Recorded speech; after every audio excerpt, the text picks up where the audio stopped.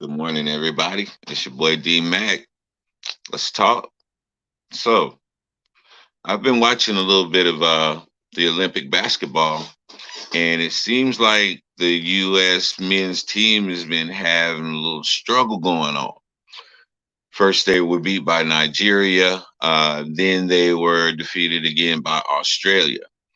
And a lot of the analysts are shifting the blame on certain people, and it's his fault and this person's fault. But I submit that it comes down to the whole entire team's fault, even down to the coaching. There's no cohesion. Just because you have a team full of stars does not mean that you're going to have a good team. I've stated this before. And I'll go back to a video that I did probably about a month ago where I was talking about the 92 Dream Team.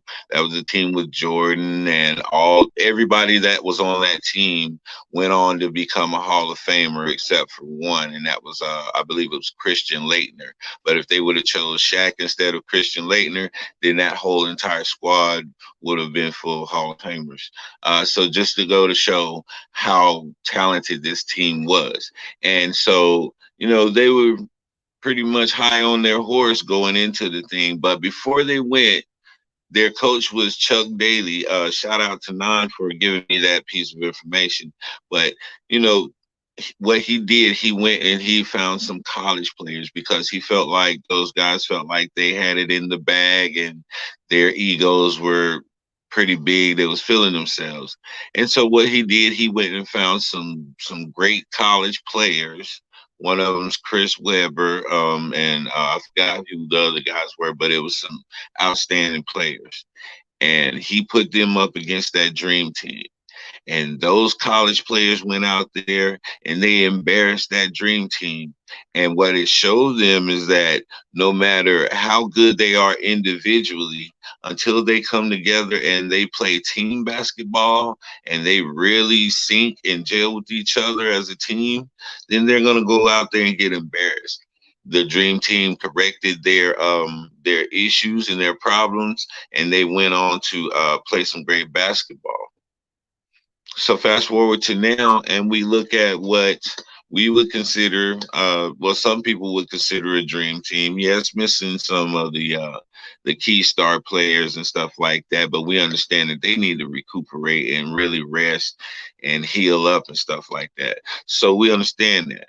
But the players that we have in our rights could be considered a dream team of sorts, made up of great players from our league.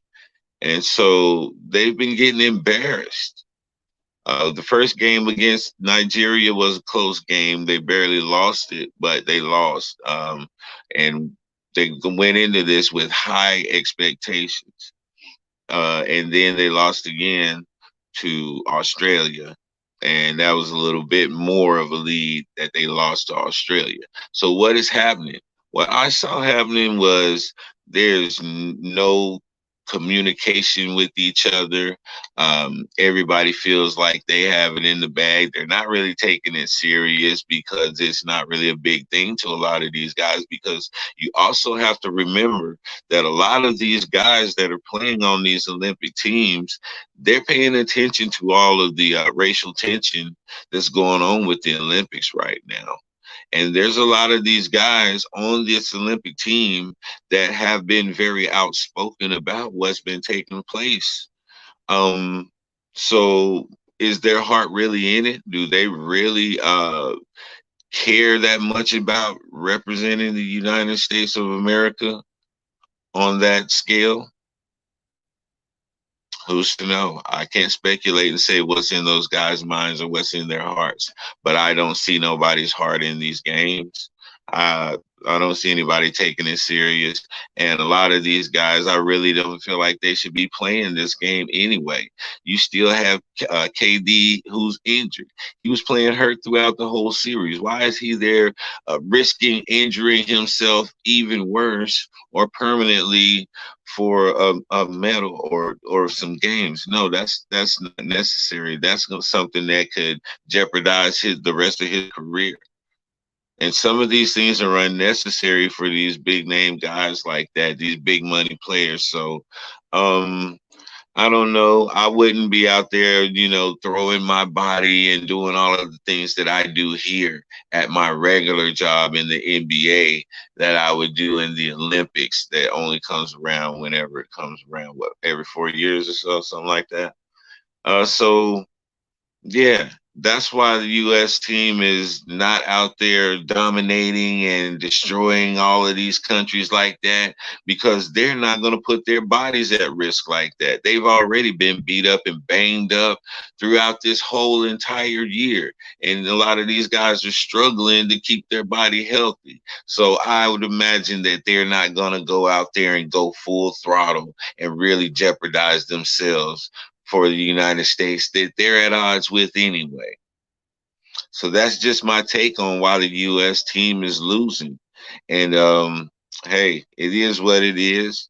They're not going to come back and have any love lost or anything like that. Not for me anyway. I can't speak for everybody else, but it is what it is. That's why they're losing, in my opinion. And if you feel different, then hey, I respect that too. But this is your boy D Mac, and I just wanted to throw that out there to the people just to chew on for the morning while everybody's giving their opinions as well.